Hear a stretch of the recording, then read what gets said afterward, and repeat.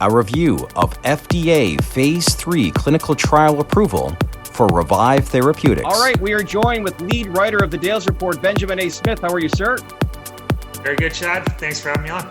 Thanks for being here with us. Obviously, let's get into it. Big news this past Friday.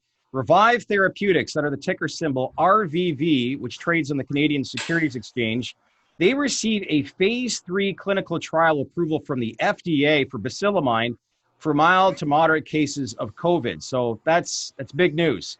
So let's talk about the price action that took place on Friday. 24.5 million shares traded and finished at an all-time volume and price high. So my first question, what does this mean, Benjamin, for investors going forward? Well, I think in the very short term, the fact that finished at the all-time volume high and price high is a very good sign, obviously. I think the nearest, the second best all-time volume high happened sometime in May on a positive day, and it was only at about 7.8 million shares, whereas on Friday, Revive traded 24.5 million shares up here on the CSE. So obviously, there's a lot of momentum to carry the stock going forward.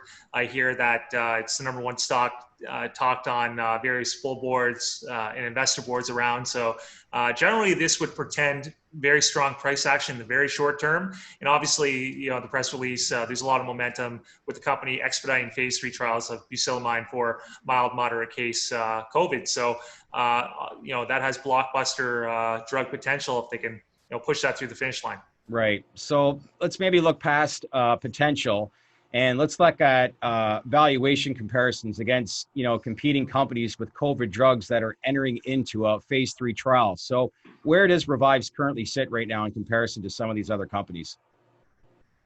Well, in the article that I'm currently creating, I put a nice table out there, and even after Revive's big day on Friday, they're trading at only around 55.9 million US. And its nearest competitor, which doesn't have a lot of current revenue right now, it's sort of being driven by the COVID narrative itself, is trading at around 112 million. So Revive is roughly half the price of its nearest peer competitor, and that is other biopharma companies with COVID candidates in Phase 3, which are non-vaccine. So it's trading at the very bottom, just on a valuation comparison or a market cap comparison. There would seem to be a lot of room to run, but we shall see what happens in the days going forward. Yeah, indeed. So next question, do you think Revive has the potential to enter into that next stage, which is the amount that you kind of alluded to, which is the $100 to $150 million US market cap valuation? Well, of course, it's not as simplistic as saying that your competitors who are in Phase 3 trials for COVID as their lead drug are worth this. So Revive should necessarily be worth that as well. They each have different cash positions, each have different drug pipelines, intellectual property, etc.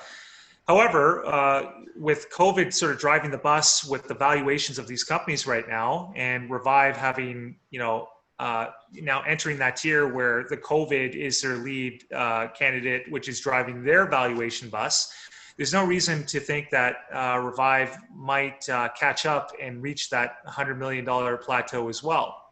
Of course, bucillamine is being used in Japan and South Korea for rheumatoid arthritis, which is an inflammatory disease, much like what COVID is to the lungs and to the body, right? So at least, while there's no guarantees, at least investors will have a peek that the safety profile might check out in the end. So there's definitely a possibility. The price action on Friday portended good things potentially for the near-term price action of the stock, and we shall find out soon. But definitely there is that possibility. It might enter that realm as well.